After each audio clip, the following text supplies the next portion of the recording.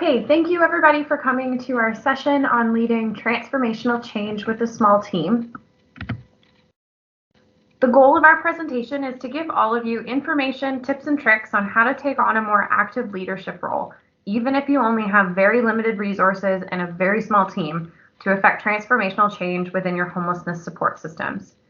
We'll share that because we are a small team, we didn't have the time or the resources to really start anything from scratch. And we'll share how we leveraged existing tools and adapted them to meet the needs of our own community. We'll also share how we found different tools so that you can use them too.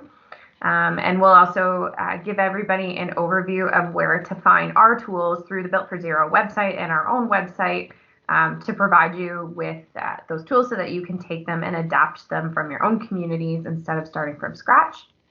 We'll also share some of our infographic templates and data sharing tools so that you can use them to help build the will and be action oriented in your own communities. And we also really want to try and reinforce the importance of the abundance over scarcity mindset and reinforce that you really don't need a big team or a lot of resources. You just have to decide to be action oriented and do it. So to give you a little bit of an overview of our team. So the region of Durham is part of the GTA. We're just east of Toronto. We have an overall population of just under 700,000. And currently our by name list has 177 people on it. I believe at our last count we had 95 people experiencing chronic homelessness. The region of Durham acts as a service manager and community entity for provincial and federal homelessness funding. And with that comes all of the responsibilities of our team. That includes things like data reporting and monitoring, financial reporting, planning and monitoring, running continuous improvement through PDSA cycles and systems planning. We respond and action complaints. We receive and triage calls from residents. We facilitate and action capital projects. We do annual reviews for all of our funded programs. We're responsible for implementing and maintaining our by name list and coordinated access system. And we also lead several of our committees and working groups. And our team, at the best of times, has 3.5 staff members assigned to it. So we just wanted to highlight that we do have a very small team with a lot of overarching responsibilities. And just a little bit on where we started and where we are.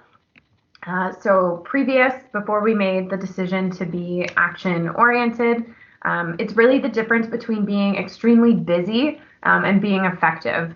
So we felt previously like we were always coming up short. There was never enough time in the day. We had really high feelings of burnout. We felt like we were getting pulled in 100 different directions and we just didn't have the resources to stay on top of everything. Fast forward to now, 2 years later, we've been able to set some really clear boundaries and identify our projects. And while there still isn't enough time in the day, there is enough time to ensure that our prioritized projects get done because we put a lot of work in the planning stage. And now we really prioritize effectiveness over busyness.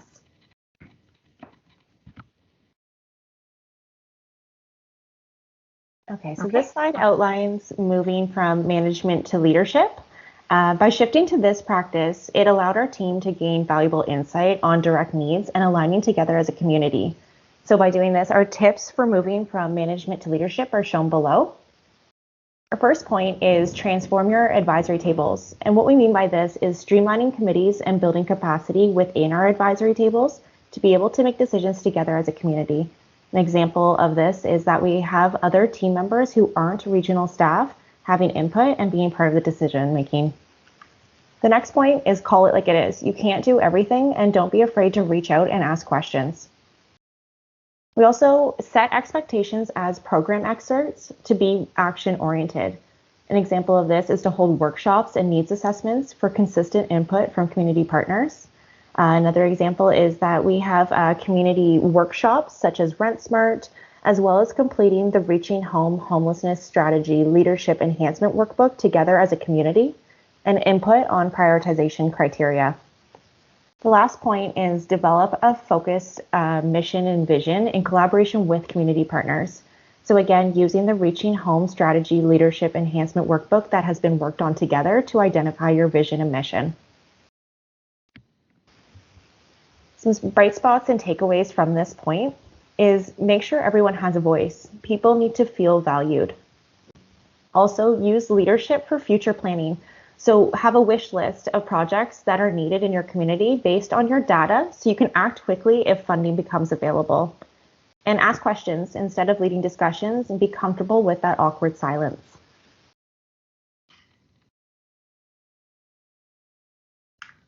Okay, we also wanted to share our experience on how we built the will in our community and also built a fail forward mentality to be action oriented, not just in our community, but also something that we wanted all of our committees and working groups to embrace. And we learned that the best way to build the will is just to be transparent. So we highlighted our successes along the way, but we also shared where we had failed along the way, what we learned from it, and what we were changing moving forward. And this transparency from our small team helped our community to build trust in the process. So while we were going through the process of implementing our by name list and coordinated access, having that transparency with all of our working groups and with all of our committees helped people to trust in the process and knew that everybody had all of the information or the same information that we had. We also really promoted the abundance over scarcity mindset and started small. And we demonstrated this by analyzing our housing inventory and celebrating every move in along the way.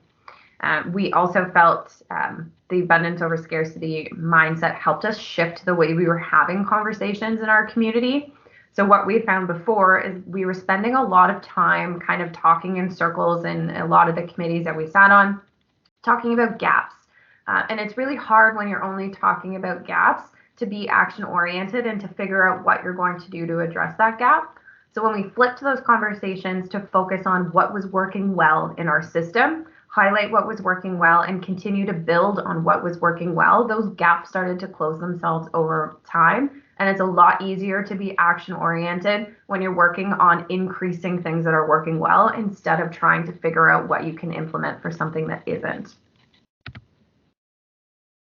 So our main takeaways for this section are to add a bright spot section to every meeting agenda and make them public. If you're part of the Built for Zero campaign, you are no stranger to bright spots, and it's something that our community has really embraced.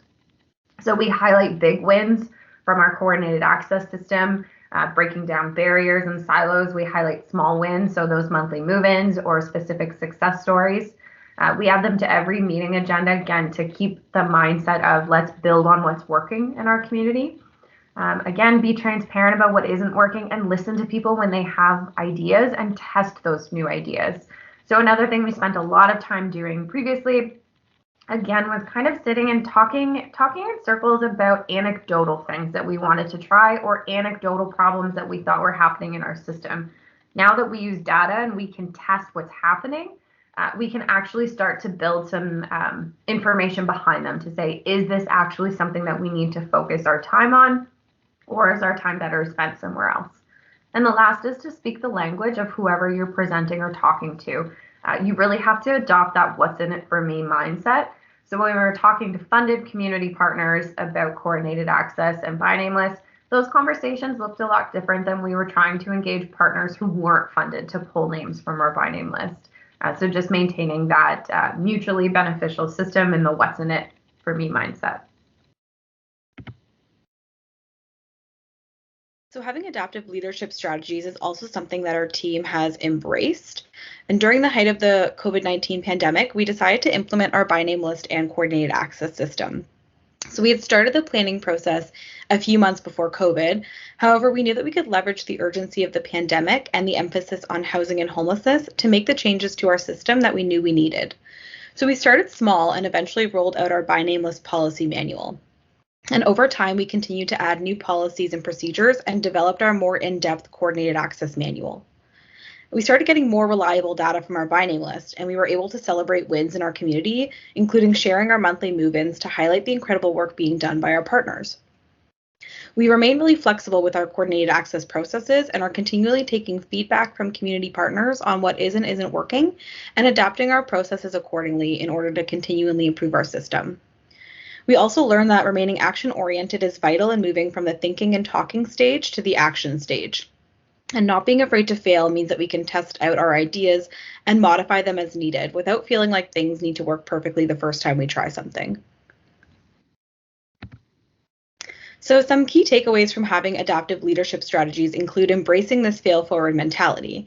Don't be afraid to start where you are, try new ideas, and make changes as needed, as long as you're moving forward, making progress, and learning about your system.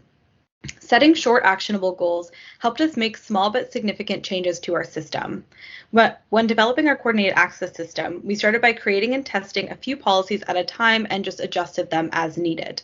We continue to focus on small, specific components of our system, which helps us feel less overwhelmed. And in doing this, we were able to develop and implement our overall coordinated access guide less than a year after rolling out our by name list. And lastly, celebrating successes and quick wins along the way helps build momentum and keeps your community partners motivated. The work can be tough, and sometimes it feels like you're not having an impact or making a change. So celebrating all successes, no matter how big or small, can be a great way to re-energize your community and remind everyone that what they're doing is making a significant difference and contributing to a greater shared goal of ending homelessness. It's also critically important to determine priorities for your system, and your community or you will be extremely busy with very limited impact. When prioritizing projects, it's important to try and focus on quality projects versus taking on many projects and having a less significant impact. Becoming more data-driven is an effective way to decide on which projects to prioritize based on actual local data instead of local narratives around homelessness. Lastly, once you determine your projects, make sure you stick to them and beware of scope creep. It can be easy to get sidetracked with many projects that need your attention, and it's important to remain as focused on your original thought-out priorities and avoid quickly reacting to every scenario. So some bright spots and takeaways for the effective decision making are the plan, do, study, act cycles are a great standardized tool for working on improvements to your system. You can really dig into specific sections of your data and see where improvements should be made, and then test changes to see how they impact your system. Also, make sure to focus on data that's relevant to your system improvements and that show the impact of your work. Doing improvement projects allows you to not only see your quantitative data, but also better understand it through qualitative narratives, which provides more context to your system. And lastly, making your data public is helpful so that your community and partners are all on the same page. So we highlight our data every month on our website and through a HIFAS bulletin and on various committee agendas. This ensures everyone is speaking the same language when it comes to the scope of homelessness in the community. We now also have a monthly report card that highlights data and provides further context for how we collect the by name list data. This also helps limit untrue narratives around homelessness in the community and ensures everyone is getting the most up-to-date data from the same place. And our biggest takeaway, so we really want to highlight, don't recreate the wheel.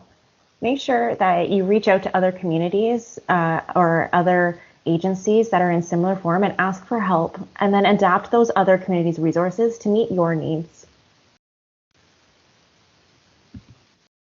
Okay, so on that note, the last thing we wanted to do is share quite a few of our own tools and resources with you.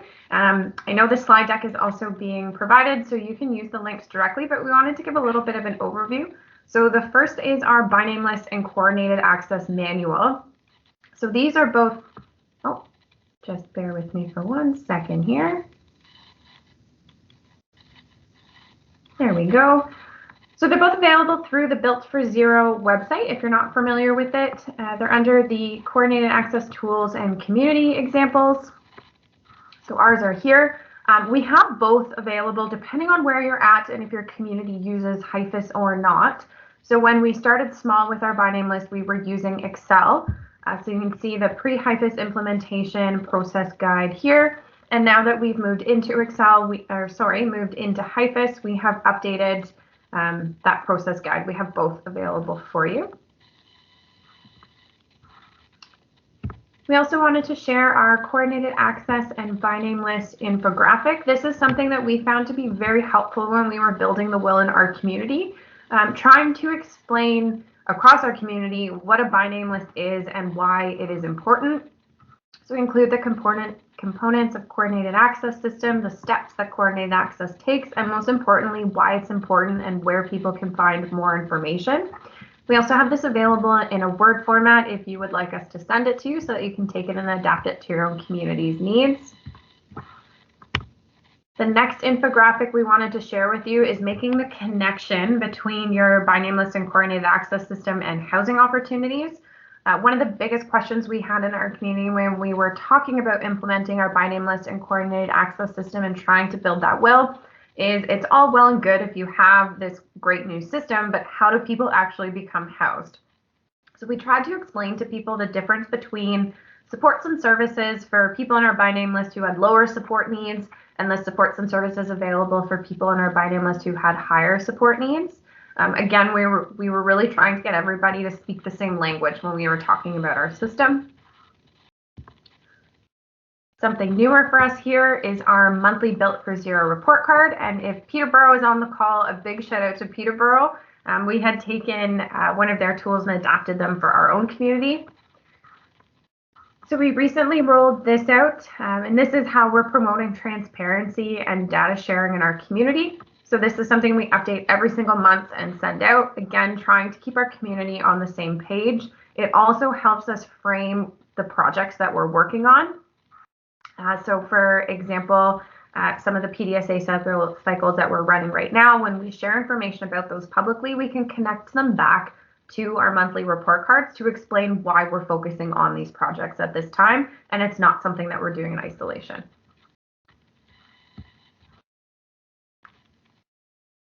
We also wanted to share something that is unique to us here in Durham. So we really leverage our regional website for our coordinated access and by name list.